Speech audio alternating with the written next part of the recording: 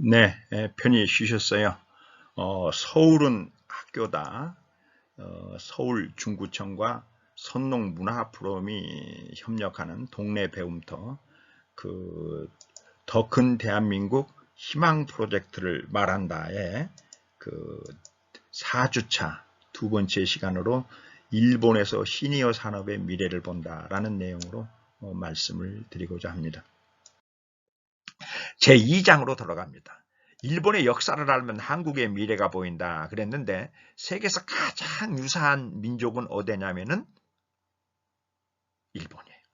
세계에서 젓가락을 쓰는 나라가 17개 나라가 있는데 그 중에서 젓가락을 악기로 쓰는 나라는 딱 두 나라밖에 없습니다. 일본하고 한국, 니나노집에서 이렇게 하는 거죠.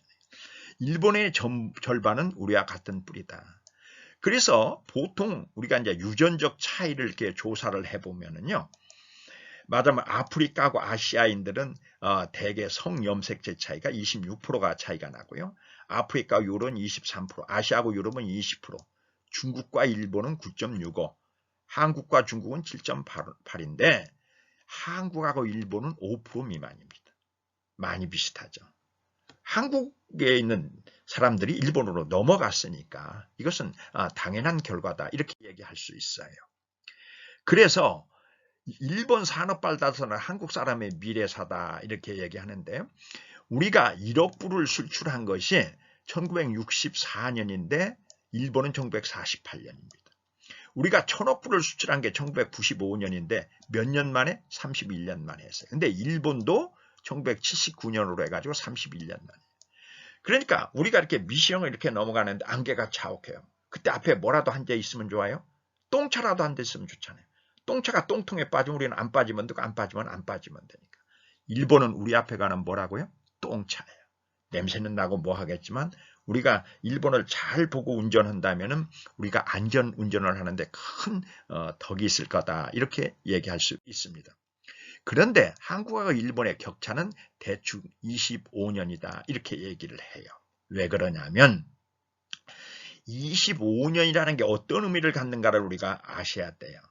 한 세대입니다. 아버지하고 아들 차이가 몇 살이에요? 25년입니다. 지금은 이제 결혼들을 늦게 해가지고 30년, 35년이 됩니다만 대체적으로 25년이에요. 국가의 수명이 대개 한 사람이 왕하고 끝나면 25년, 후백제나 후고구려는 대개 25년 넘고요. 수나라는 문제와 양제에서 2대 가니까 50년이니까 원나라는 대개 100년, 4대 가니까 5세대 가면 250년. 그 다음에 우리나라 같은 데는 고려나 조선은 20세대가 가니까 500년이에요. 이게 우리나라가 조선의 왕조가 27인데 형하고 동생하고 거꾸로 가는 것도 있고 하니까 전체적으로는 20번 바뀌었다고 생각하면 이게 500년이다. 25년이다. 그래서 콘트라에프 사이클은 25년을 주기로 하는데 그때마다 나라가 이렇게 변해간다. 이렇게 우리가 알 수가 있습니다. 한일 관계를 알면 한중 관계가 보인다. 좋은 얘기죠. 우리가 1990년대 지금부터 30년 전에 일본 가서 뭘 사가지고 왔어요? 코끼리 밥통 우리나라가 사왔잖아요. 일본에 가서 싹쓸이를 해왔는데 요새 중국 사람들이 한국에 와서 제일 많이 사가는 게 뭐예요? 화장품. 그 다음에는 뭐야? 쿠쿠밥통이잖아요. 이런 식으로 말하면은 한국하고 일본의 역사는 한국과 중국의 역사로 이렇게 계승된다는 걸 우리가 알 수가 있습니다. 한일 격차는 대충 얼마일까요? 소득 수준을 보면 우리가 압니다. 우리가 1000불을 달성한 것이 일본이 1958년이고 우리가 78년, 약 20년 차이가 나는데 중국은 1000불 돌파한 게 2003년이에요. 한국하고 비교하면 대개 25년. 그러니까 딱 25년으로 떨어지는 건 아니지만 대개 20년, 25년 정도 차이가 난다 볼 수가 있어요. 올림픽 개최한 것 볼까요? 일본이 1964년에 올림픽을 개최했고요. 한국이 1988년 몇 년 차예요? 24년 차이죠. 중국이 2008년에 개최했으니까 20년 차이. 대체적으로 24년, 20년 올림픽이라는 건 4년 만에 열리니까 딱 정확하게 열릴 수가 없죠. 자, 올림픽이 열린 다음에 동경대학을 불사지른 게 1969년. 몇 년 만에? 5년 만에. 우리나라는 또 연세대학을 불사지른 게 1996년. 그래서 대개 올림픽 끝나면은 한 번씩 대학들을 불사지르더라 하는 걸 우리가 알 수가 있죠. 자, 그 다음에 가볼까요? 자동차 쪽을 보면은요. 일본의 토요타사하고 한국의 현대 자동차를 보면 창립 연도는 한 30년 차이가 나고요. 미국에다 자동차를 수출한 거는 25년 정도예요. 100만 대 돌파한 게 24년, 수출 100만 대 돌파한 게 19년, 미주 수출 1000만 대 돌파한 게 23년, 고급차 브랜드 출시한 게 26년, 거의 25년을 주변으로 돌아가는 현상을 우리가 볼 수가 있습니다. 자, 일본의 지하철 공사장 화재 사건 볼까요? 여러분들이 대구에서 가스 폭발 나간 거 기억하시죠? 그게 언제예요? 1995년인데 일본에서는 1970년에 대판에서 똑같은 사고, 여기 모양 보면은 똑같지 않아요. 이런 사고가 났는데 일본의 대판이라는 도시 이름 이제 오사카인데 대자 붙는 도시, 한국에서 대자 붙는 도시, 이 대자 붙는 도시들이 사고가 난다면은 한번 크게 난다는 걸 우리가 알 수가 있죠. 한일 통신설비 마비를 이렇게 보면은 우리나라에서 그 해화동 화재 사건이 1994년에 일어났는데 일본에서는 10년 전에 도쿄의 세타가야 전화국 통신구 사건 거의 비슷한 일들이 벌어집니다. 우리가 이제 여기서 그 길의 자신감에 대한 말씀을 드려보려고 합니다. 우리 일본 하면 뭔가요? 장인정신이죠. 그 일본의 장인정신을 만든 사람이 누구냐면 가이바라 에키겐이라는 사람의 신사록에 그게 있습니다. 이거는 뭐냐면 유학을 경험적 합리주의로 도입한 일본의 식물학자의 아버지인데 이 사람은 무슨 얘기를 했느냐? 사물에 접하여 사물을 알게 되면 마음의 문이 열린다. 그러니까 따로 인문학책이나 철학책을 읽을 필요가 없다는 거예요.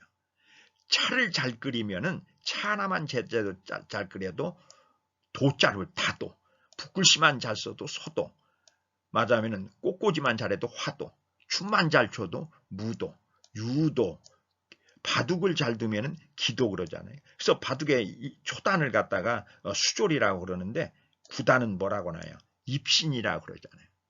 그래서 무엇든지 한 가지만은 이렇게 통달하면은 이것이 철학이 다 열린다. 이런 생각을 해서 누구에게나 이런 기능공들에게도 다 도자를 붙여줍니다.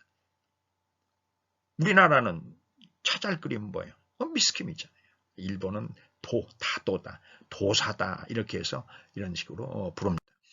자, 그런데 왜 일본은 노벨상 수상자가 많은가? 우리나라는 없는데 이렇게 얘기를 하는데 자, 일본의 노벨 과학상 수상자가 지금까지 몇 명이 나왔냐? 24명입니다. 한국은 빵명입니다. 그런데 이제 이게 왜 그러냐면은 그 일본의 노벨 과학상을 받는데 장인정신이 들어있어요. 일본은 어떻게 하냐면은 스승 제자 3명이 40년간 집요하게 연구한 대물연구다. 이것이 일본 과학의 저력이다. 이렇게 이제 얘기를 하는데 일본에서는 내가 이제 교수를 하잖아요. 그러면 내 방에 예를 들어서 품질 경영실이다 그러면 내 방에 학생이 들어오면 그 사람이 내가 이제 은퇴를 하면 그 학생이 바로 내 연구실을 물려받습니다.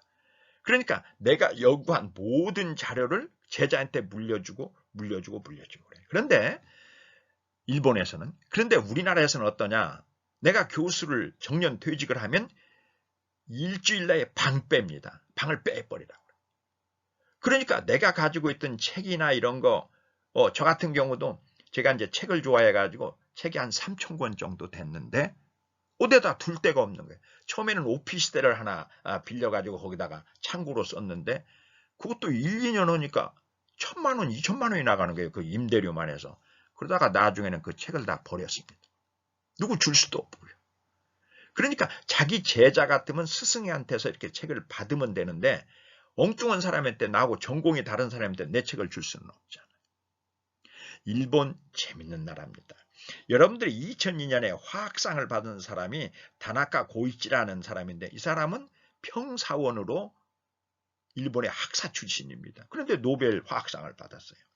그러니까 그 회사에서 미안하니까 야, 너 이사 대우를 해주겠다. 이 사람이 이제 그 당시에 이제 과장이었는데 저 이사 안 할래요. 왜? 이사하면 쓸데없는 일이 많아지잖아요. 나는 연구만 하고 싶은데 이사 난 싫다. 나 과장하고 말겠습니다. 해가지고 이사를 거절하는 이게 일종의 장인 정신이에요. 그리고 대를 이어서 이렇게 연구를 하는 이런 그 영속성 있다는 것이 일본이 한국은 항상 말하자면 제로 베이스로 해가지고 방패 이것이 한국을 굉장히 어렵게 하는 문제가 있다 이렇게 얘기해요. 그런데 다행스럽게도 일본의 요새 모노치쿠리 정신이 퇴조하고 있다 이렇게 얘기합니다. 왜? 일본 사람들이 선진국이 되다 보니까 요새는 이공계로 가려고 하잖아요. 그러다 보니까 오다쿠라고 하는데 우리나라는 이제 남농공단하고 비슷한데 부품 소재공단이 절반이 다 폐업을 해버렸습니다. 사람을 구할 수가 없어요. 말하자면 기능공을 구할 수가 없어서 다 폐업을 해버렸어요. 그러다 보니까 미쓰비시 자동차가 결함을 30년 은폐한 게 나오고 도요다에 또 리콜이 나오고 그래서 일본 차는 리콜카로 가는 현상을 보입니다. 세계적인 소니가 배터리 리콜의 수렁 속으로 빠집니다. 우리가 보셨죠? 이번에 코로나 사태에서 장인정신의 나라 일본이 국민에게 나눠준 불량천 마스크 이게 말하자면 아베의 마스크잖아요. 잘 쓰지도 못하는 마스크. 이래서 이제는 일본은 우리의 적수가 아니다. 이제 우리가 걱정을 한다면 중국을 걱정해야지 일본은 아니다라는 생각을 하게 됩니다. 일본의 젊은이들을 우리가 뭐라고 하냐면은 초식남 건어물이라고 합니다. 그러니까 남자들이 육식을 해가지고 약간은 탐욕적이 돼야 되는데 전부 초식남이 돼가지고 초식동물이 된다는 거예요.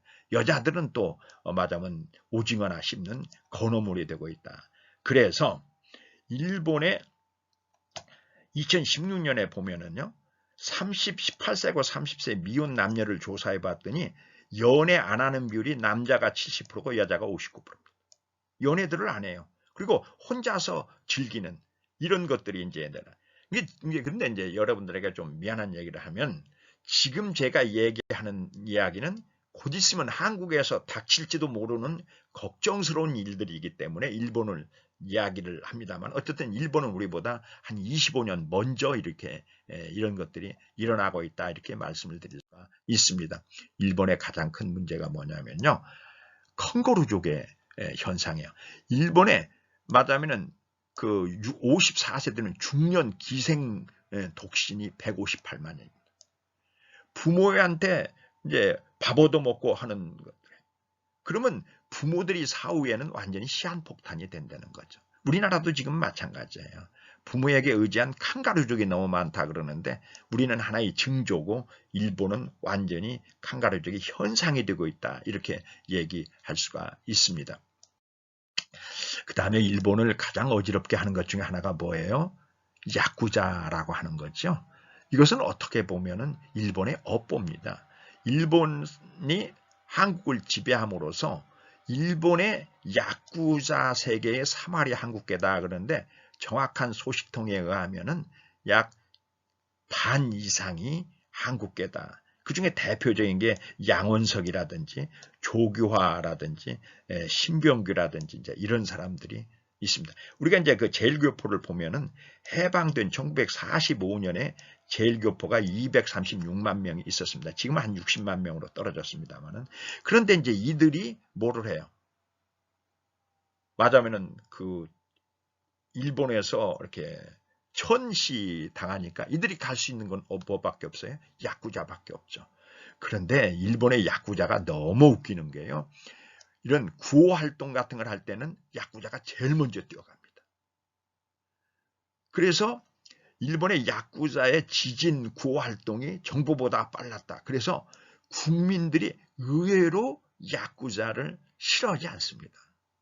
또 좋은 면이 있으니까요. 복구 같은 거 이런 것만 빨리빨리 하고.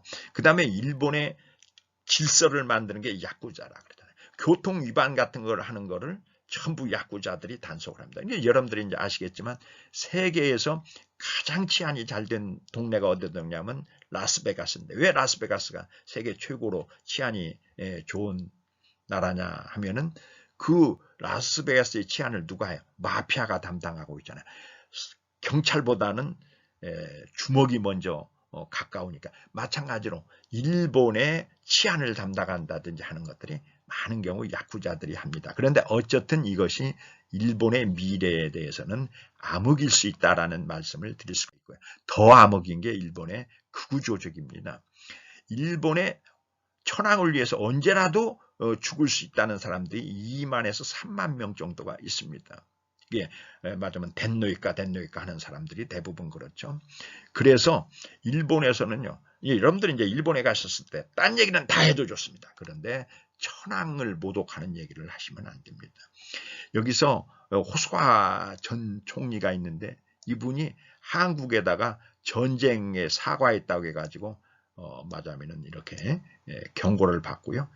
또 하나는 그 일본의 사회당 당수가 천황제를 폐지하고 했다가 사시미 칼을 이렇게 맞는 장면을 볼 수 있습니다. 일본에 가보시면요, 여러분들이 이렇게 아직도 그 일본 군인들 그리고 일장기 또는 이제 이런 걸 메고 다니는 사람들을 많이 볼 수가 있는데, 여러분들이 일본에서 절대로 해서는 안 되는 소리는 천황제를 모욕하거나 천황에 대해서, 이거 한국말로 하셔도 안 돼요. 왜냐하면 일본 사람들이 요새는 한국말 잘하시는 분들이 많으세요.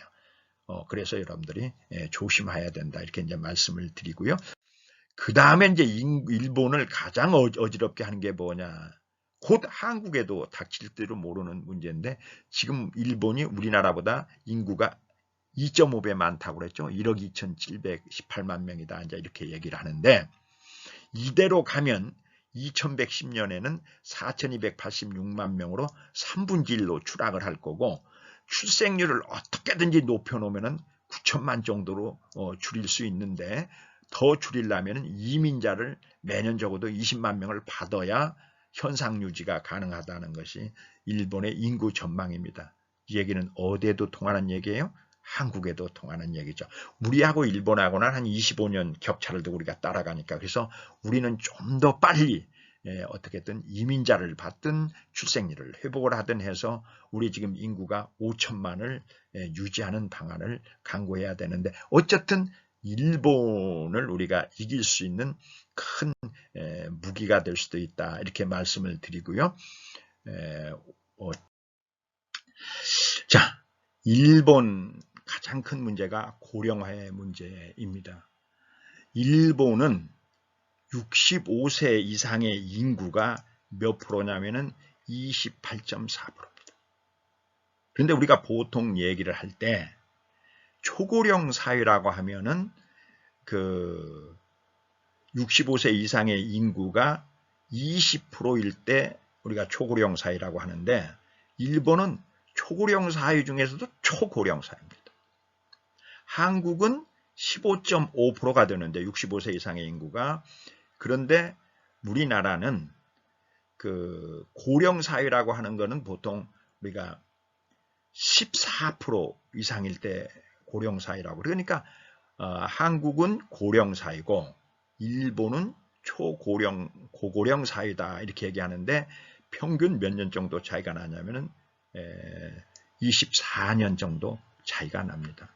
그런데 이제 일본은 이제 재밌는 게 뭐냐면은 그 금융 자산을 전부 시니어들이 가지고 계세요. 그래서 60대 이상이 전체 금융 자산의 61%를 가지고 있습니다. 20대나 30대는 전부 빚쟁이에요. 왜 그러느냐? 일본은 벌써 100세 수명시대에 들어갔습니다. 100세 수명시대에 들어갔다는 얘기는 뭐냐면은, 자, 아버지가 100살이면 아들은 몇 살이에요? 75세에 있잖아요. 그러면 아버지 100세의 생활비를 75세 아들한테 대라고 할 수가 없잖아요. 그렇죠? 그러니까 100세 수명시대의 가장 큰 문제는 내 노후 생활비는 내가 대야 된다는 문제가 있고, 그러기 위해서는 어떻게 해야 되느냐?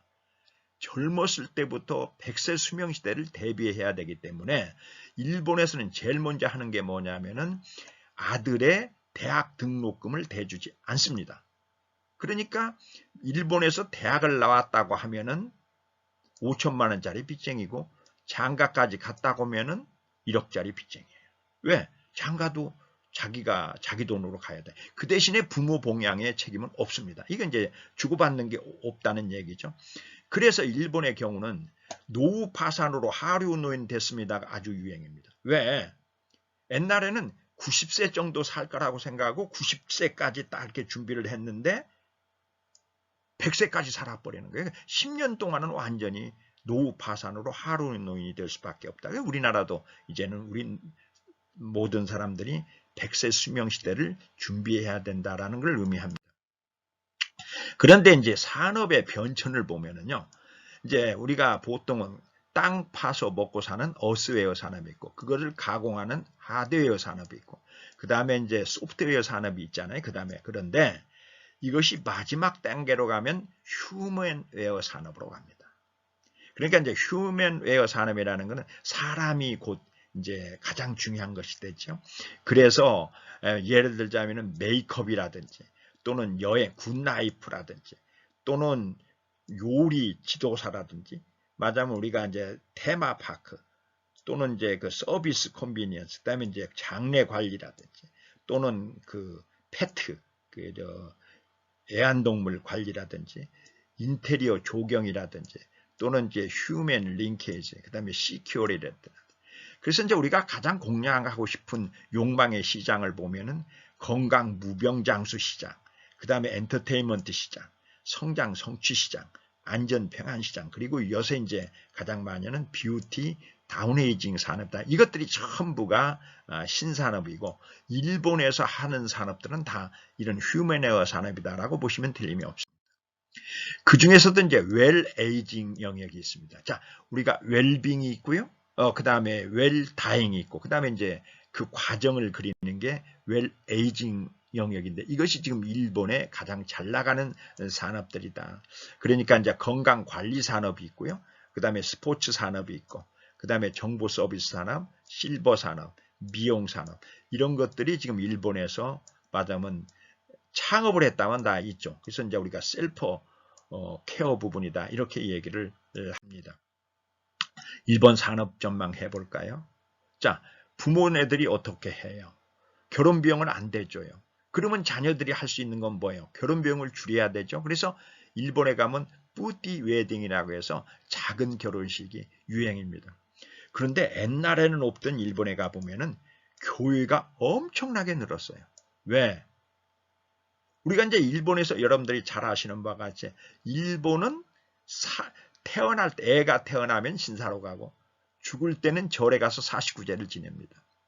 그런데 결혼 그 시장이 비어 있는데 여기서 기독교가 여기를 뚫고 들어간 거예요. 그래서 일본에서는 대개 교회에서 결혼식들을 합니다. 왜? 공짜로. 자, 우리 한번 가볼까요? 여러분들이 강남에 가보면 청남동에요. 1916년만 해도 예식장이 152개가 있었는데 지금 100개로 줄었습니다. 거기 논현동도 85개로 줄고요. 지금 줄어드는 게 맞으면 문 닫는 것들이 다 결혼식장이다 보시면 거의 틀림이 없습니다.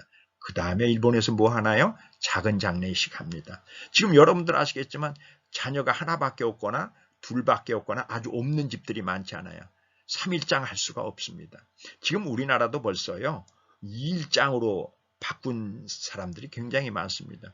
그래서 연간 130명이 숨지는 일본은 장례식과 결별 중이다. 그래가지고 말하자면은 그 결혼식장에서 여기 이제 그 내가 상품 광고를 보면은 18만 8천 yen, 그게 우리나라 돈으로 200만 원의 총 비용을 다 화장식까지 다 치른다. 뭐 이런 것도 있고요. 조금 더 비싼 건 한 400만 원.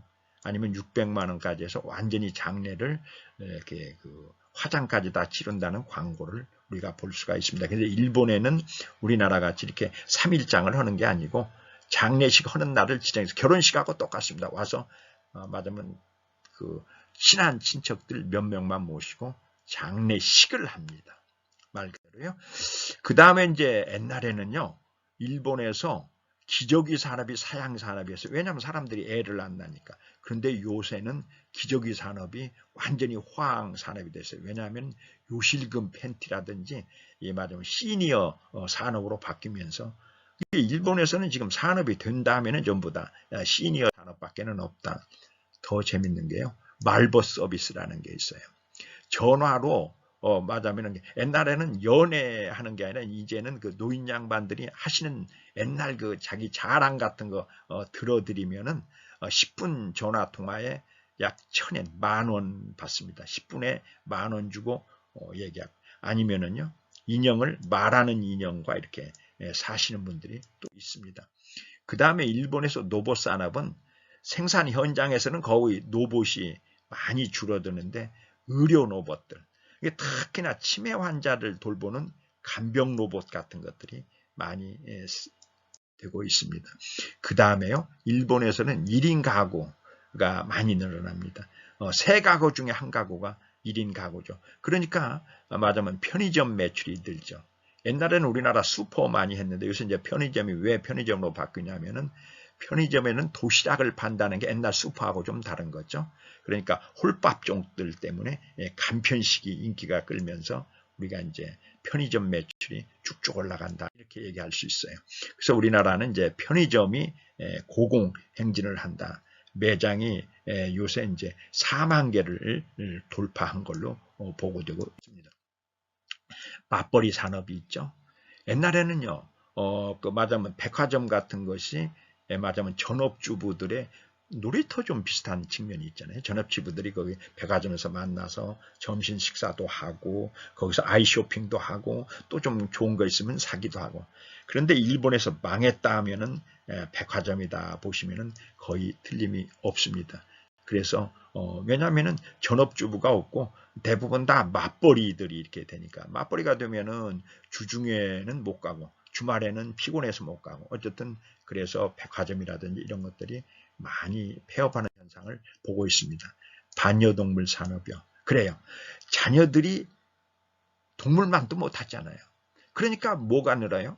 그게 이상하게 우리나라는 개를 좋아하는데 일본 사람들은 고양이를 좋아하더라고요. 그래서 일본에서 가장 잘 나가는 게 고양이 용품. 이게 밥 장사도 안 되면은 개밥 장사, 집 장사도 안 되면 개 옷 장사, 아니면 개 집 장사 이런 식으로 해서 애견동물 시장으로 많이 돌아갑니다. 그다음에 양로원어도 안 되면 개 요양원 뭐 이런 식으로 가지요. 그래서 우리가 이 반려동물 산업은 일본에서 가장 잘 나가는 산업이다 이렇게 볼 수가 있죠. 아까 얘기했었죠. 웰다잉 산업이 번창합니다. 일본에서는요. 이 고독사가 1년에 32,000건 정도가 일어납니다.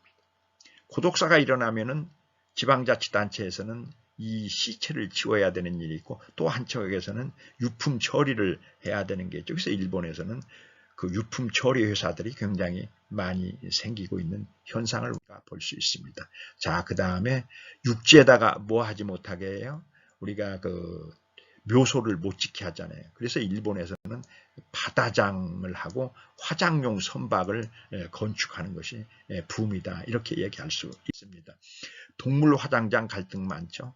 옛날에는 동물 같은 거를 갖다가 묻었는데 요새 이제 산에다 묻을 데도 없고 하니까 그래가지고 동물 화장장을 해야 되는데 동물 화장장을 지자체가 못 지게 해가지고 많이 싸움을 하는 현상을 우리가 볼 수가 있습니다. 일본 절의 변신이에요. 우리가 우리나라 지장전에 가면 거기 뭐가 많아요? 사람의 그 유패들을 모시는데 일본에 가면은 왜 애완동물 공양탑 해가지고 그렇게 모시고 있고요. 그 다음에 옛날에는 절이 뭐 했어요? 말하자면은 장수 무병을 빌었는데 요새는 핑크로 사찰이라고 해가지고 9988-234 죽을 때 좀 잘 죽어달라. 이게 웰다잉 하게 달라고 절에 가서 비는 사람들이 있다고 그래요. 그 다음에 이제 일본에서 가장 잘 나가는 산업 중에 하나가 호스피스 산업. 그러니까 우리가 이제 우리나라에서는 간호사라고 하는데 일본에서는 개호사라고 그래요. 이 개호사라는 뜻이 뭐냐면은 개업한 간호사라는 뜻이지요.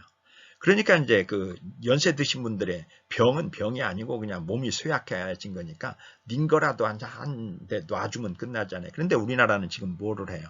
그 방문해서 병을 치료를 못하니까 간호사들이 호스피스업을 개업을 해가지고 일본에서는 이 많은 간호사들이 개업하는 현상을 우리가 볼 수가 있습니다. 그 다음에 이제 일본에서는 왕진하는 거 1,000만 건. 그래서 이제 이것이 훨씬 싸다 그래요. 왕진비를 좀 많이 주더라도 우리나라는 쓸데없이 왜 그 병원 같은데 요양병원 같은 데다가 그 연세 드신 분들을 갖다 이렇게 놓는데 그 노인분들이 거기 안 가려고 그러잖아요. 고려장을 당하는 것 같은 느낌을 해서 이제 집에 계시면서 의사가 한 번씩 왕진하거나 간호사가 말하자면 개호사들이 와주거나 하는 것들이 일본에서 하는. 그래서 이제 재택 진료를 실시하는 일본 의원이 약 4분의 1 정도다. 이렇게 말씀을 할 수 있습니다. 그 다음에 이제 일본에서는 집 지을 만큼 다 짓고요. 길 놓을 만큼 다 보다 보니까 토건업을 갖다가 우리가 토겸업이다 이렇게 얘기합니다.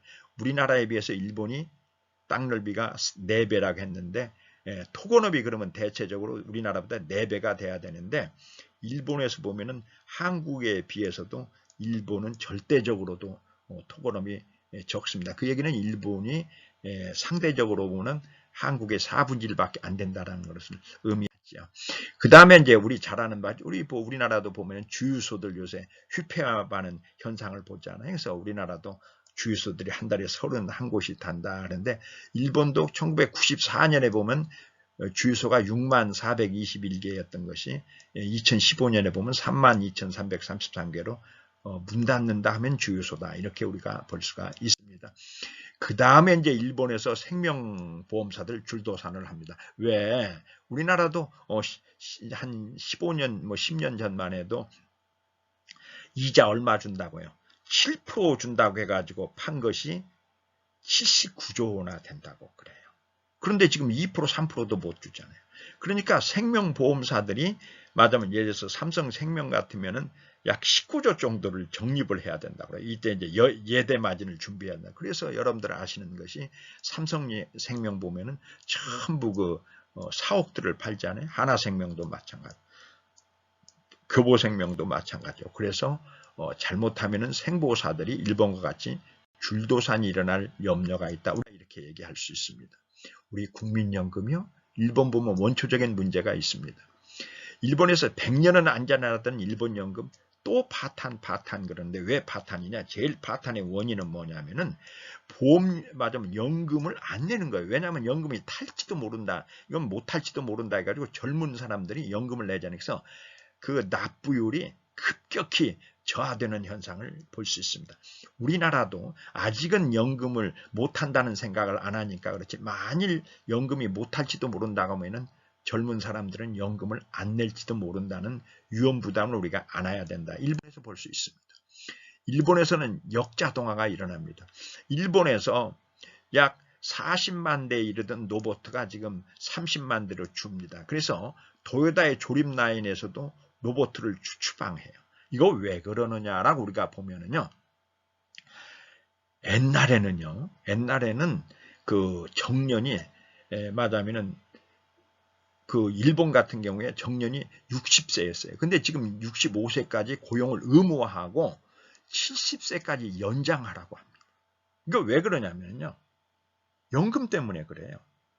왜냐하면 옛날에는 저 같은 예를 들면은 그 남자들의 평균 수명이 72세였어요. 근데 대학 교수는 65세였거든요. 그러면 몇 년만 살으면 돼? 7년만 살으면 되잖아요. 7년이야 거꾸로 매달아놔도 살지요. 그런데 지금은 100세 수명 시대가 되니까 대학 교수하고도 30년을 100세로 살아야 돼요. 그러면은 대학 교수가 65세인데 정년을 5년 늘리면은 그만큼 연금을 안 줘도 되잖아요. 국가 부담이 줄어들잖아요. 그래서 국가에서 적극적으로 말하자면 정년을 연장시키는 현상이 있습니다. 그런데 그러려면 어떻게 해야 돼요? 로봇으로 대체되었던 일자리를 다시 차지해야 되잖아요. 그래서 일본 같은 데 보면은 말하자면 지하철역에서 표 자동으로 파는 거 다 없애고 사람 손으로 이렇게 판다든지 이런 식으로 해서 노인들 일자리를 주는 일이 굉장히 급한 업무가 되고 있다. 이렇게 볼 수가 있습니다. 자, 어때요? 농촌 소학교 교육 문제가 있어요. 농촌 총각들 장가 보냈더니 우즈베키스탄 여자, 말레이시아 여자, 필리핀 여자 뭐 이런 여자들이 와요. 그래서 한 가지 수업에 선생이 5명이 들어가야 되는 일들이 벌어집니다.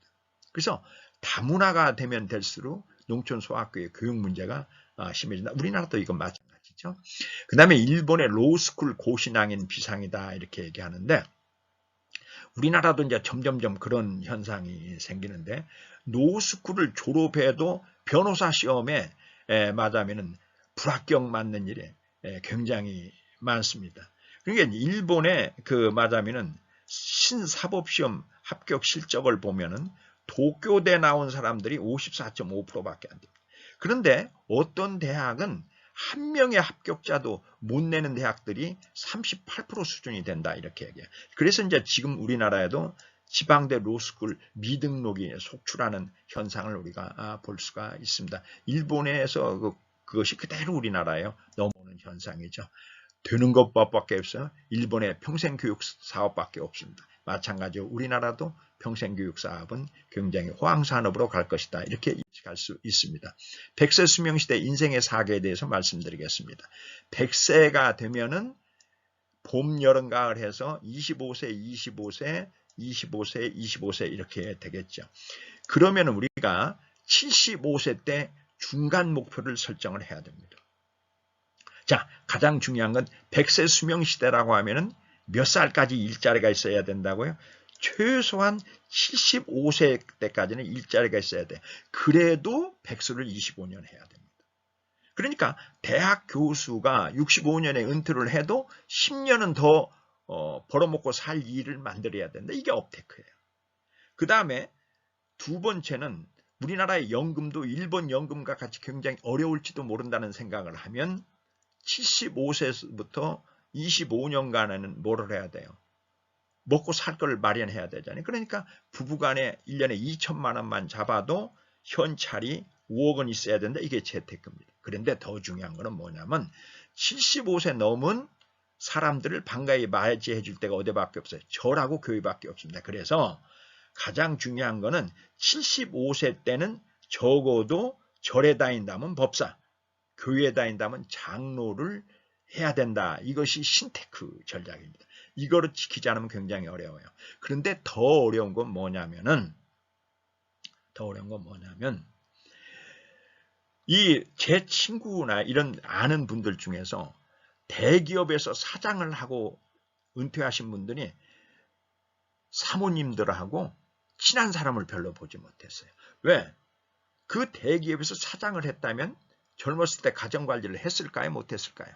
안 했겠죠. 못했겠죠.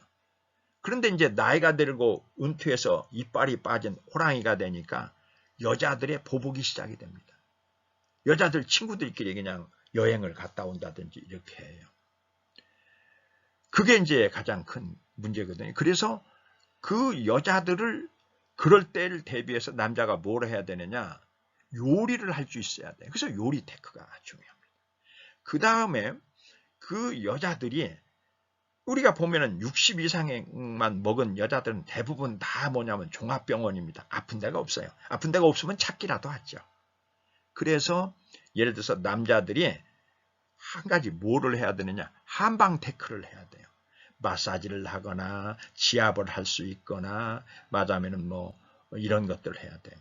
그래서 이제 여자들이 남편을 버리고 도망가지 못하도록 그 마사지 받는 재미로라도 그래서 여자들은 업테크, 재테크, 신테크를 해야 되는데 남자는 거기다가 두 개를 더 보태서 요리 테크하고 한방 테크까지 하지 않으면 일본 남자같이 됩니다. 일본 남자를 일본 여자들이 뭐라고 하냐면 젖은 낙엽이라고 해요. 그 내버릴 수 맞으면 젖은 낙엽이라는 게 신발에 붙어가지고 안 떨어지잖아요. 내버리라도 내버리지도 않고. 그래서 일본에서 전용 퇴직자들이 찬밥 신세다. 우리가 이렇게 얘기를 합니다. 그래서 일본에서는 중요한 게 결혼은 유지를 하면서 이혼은 안 하면서 결혼 관계를 하지 않는 뭐 조론이라든지 일본에서 만화님 무서워가지고 앉아서 맞으면은 대소변을 하는 중년 초식남들이 있다. 이렇게 얘기를 합니다. 아주 잘못되면 그래서 이제 일본에서는 뭐라고 하냐 와시도 이구족이라고 하는데 나도 갈래족 누레오 치바족이라는 게 젖은 낙엽족이라고 그 다음에 소다이 고미족이라는 게 유료 세기족이다 이렇게 얘기합니다. 일본에서는 어떻게 하느냐 일본 남자들이 제일 겁나는 게 퇴직할 때 퇴직금 받을 때라잖아요. 그때 여자들이 이혼 신청해가지고 먹튀할까봐 그게 황혼이혼이라고 하는데 그래가지고 어디 와 있어요? 남이섬에 지금 배용준이 만나러 와 있잖아요. 이것이 가장 일본 남자들이 겁내는 거다. 이렇게 얘기를 합니다. 일본에서 가장 문제가 되는 것은 100세 수명 시대의 지속 가능성이다. 이게 이게 몇 살까지 직업을 가질 수 있느냐. 그래서 하다 보니까 서울대에서 가장 인기 있는 과가 약대다 그래요. 황소 개구리들은 약대는 80이든 90이든 밥숟갈만 들을 수 있으면 직업을 유지할 수 있잖아요. 그래서 이제 약대가 대학 교수보다도 훨씬 인기 있는 직업이 되고 있다. 이렇게 얘기할 수 있어요. 일본 어떤 나라요? 안전선진국입니다. 일본에 가면 베란다에다가 샤시를 절대로 하잖아요. 그리고 뭐라고 써 있느냐? 베란다는 피난 통로다. 이렇게 쓰여 있습니다. 그 다음에 학생 가방은 뭐냐? 학생 가방은 지진이 나면 머리에 쓰고요. 배가 가라앉으면 동동 뜨는 이게 구명정이 되고요. 비상시에는 벨이 울리는 안전을 찾습니다.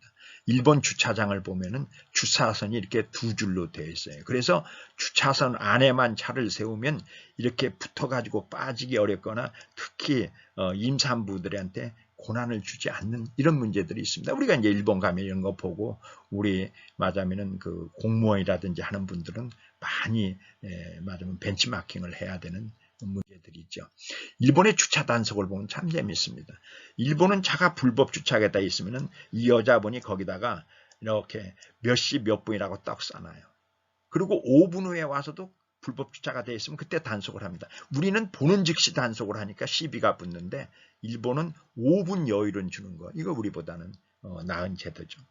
그 다음에 이제 일본의 불법 주차가 드문 이유는 뭐냐면은 5분 주차 단속을 하고요. 차고 증명제를 아무리 작은 차도 하고요. 탈산지인제를 합니다. 주차 위반 3번 하면 무조건 면허 취소입니다. 그 다음에 한 번에 벌금이 14만 원이 난대.